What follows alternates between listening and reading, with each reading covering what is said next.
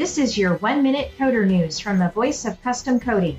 Sherwin-Williams Design House and General Industry Coatings Division has created 3 color collections predicting color trends over the next 3 to 5 years.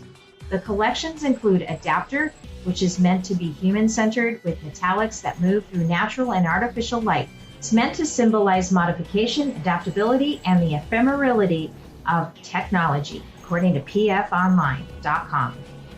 The second collection includes organic hues in the Alchemist collection, represent nature and nurture. Steel, brick, old factory buildings, and barns is the field for the collection, centered around agriculture. Last is the Advocate collection. The collection is meant to represent the passion of humanitarian efforts. These colors are meant to represent new life, the unknown, and of course, conservation and preservation. And that's been your 1-minute coder news. See you next time.